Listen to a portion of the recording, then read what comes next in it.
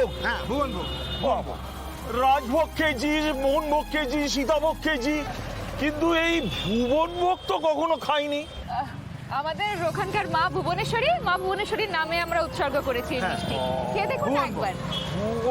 ভুবনপুরের ভুবনেশ্বরী মা, দেখি একটা দেন।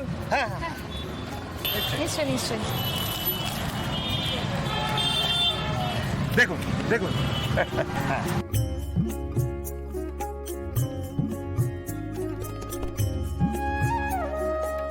মা, এটাই তোমার নামের মহিমা।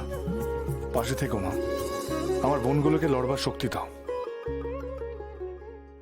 দেখি দিন, আমার 10টা প্যাক করে দিন। হ্যাঁ রেডি কর রেডি কর। দাও দাও দাও। 10টা দেন।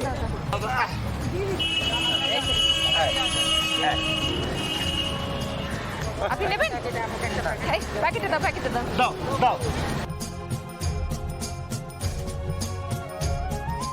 তোরা তো খাস তো দেশি বাংলা। এ খাওয়ার আগে কি করতে হয় জানিস? গ্লাসগুলোকে উঁচু করে ধরো। ধরো। উরে বাবা, এ তো বিলিতিও খেতে মনে হচ্ছে। দাও বলো।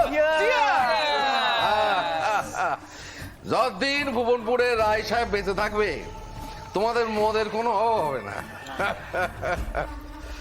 ধন্যবাদ রায় সাহেব। সন্ধ্যের পর থেকে গলাটা শুকিয়ে যাচ্ছিল, এক পেক খেয়ে যা মজা পেলাম না। আমারও গলা শুকোচ্ছে বুঝলি, তবে নেশার জন্য নয়, ভয়ে। হয় কিসের ভয় রায় সাহেব? কিসের ভয়? একটা সময় ভুবনপুরে ছিল, যখন ভুবনপুরের পুরুষ মানুষদের চোখের দিকে তাদের বউরা তাকিয়ে কথা বলতে পারতো না। সোম কি করেছে? পেছনে মদত দিয়ে এখন জোট বাঁধিয়েছে। এই লাঠি হাতে তোদের সব ভাটিখানা ভেঙে দিয়েছে। তা আস্তে হাতে ধরেছে ডান্ডা, ভেঙেছে ভাটিখানা। কালকে ওই ডান্ডা তোদের গায়েও পড়তে পারে। মারবে? মারতেও পারে, মারতেও পারে, মারতেও পারে। এতদিন মার খেয়েছে তো, সময় সুযোগ পেলে পাল্টা মার দিতে ছাড়বে না। আমার বউ আমায় মারবে? না না রাজা, এ হতে পারে না। হতে পারে, হতে পারে। সাহস ধীরে ধীরে বাড়ে, আস্তে আস্তে বাড়ে। ওইরকম মনে হয় বউ আমারে মারতেই পারবে না। আমার ছেলেটা দেখো কোথাও। আয় বাবা আয়, আয়, আয়, আয়। বাপ কা বেটা হয়েছে আমার ছেলে। আজকে সবার সামনে কি করেছে? সময়ের নাকে ঝামা ঘষে দিয়েছে। বউরে বসে রাখতে গেলে কি করতে হয় সে আমার ছেলের কাছ থেকে শিখবা। না না, কি বলছো বাবা? ওরা ওদের বউকে বসে রাখবে?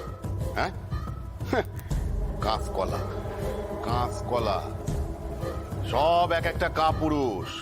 হ্যাঁ, না হলে আমি যখন আমার বউকে ওই শহরে মিষ্টি বিক্রি করতে যাওয়ার জন্য বারণ করলাম, তো তখন তোরা বারণ করতে পারতিস না? হ্যাঁ, পেরেছিস? পারিসনি। সব এক একটা কাপুরুষ, কাপুরুষ। হ্যাঁ, কিন্তু ছোট সাহেব, আপনারা যেটা সহজে করতে পারেন আমরা পারি না। আমরা সেই সকালবেলা উঠি আর রাত্রিবেলা ঘরে ফিরি। এই মাঝের সময়টুকুর মধ্যে আমার বাড়ির বউ কি করছে কি করে জানবো বলো তো? কাজু খা, ধর ধর ধর, ধর। কাজু, কাজু মদ দাও, মদ। মদ দেবে, মদ দেবে। তার আগে কথা শোন আমার। আজ আর কোনো ক্ষমা নেই না, আমিও কিছু বলবো না। আর যা করার ওরা করবে।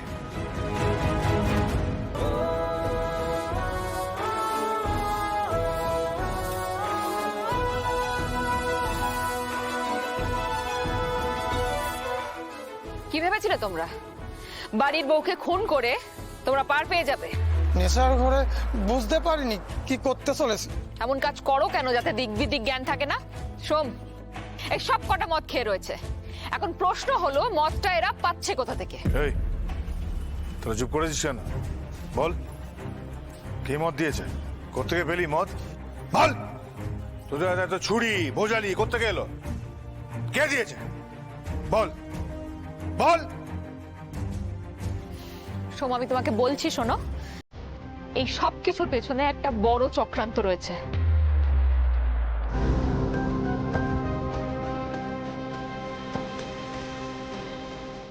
এখনো সময় আছে, ভালো ভালো বলে দে, নাহলে কিন্তু দেখেছিস এটা পেটের মধ্যে ভাঙবো সবার।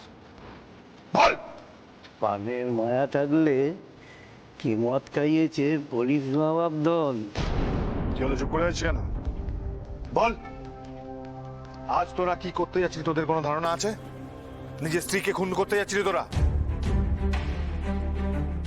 আমরা যদি ঠিক সময় না আসতাম তাহলে তো খুন করে দিতি।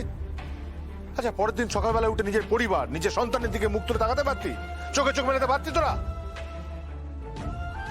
বোন, আজ যদি আমরা না আসতাম ঠিক সময়, আমরা যদি না থাকতাম, তোমাকে তো মেরে ফেলতো। তোমার নিজের হাতে ওকে শাস্তি দেওয়া উচিত। তাই না? ধরো।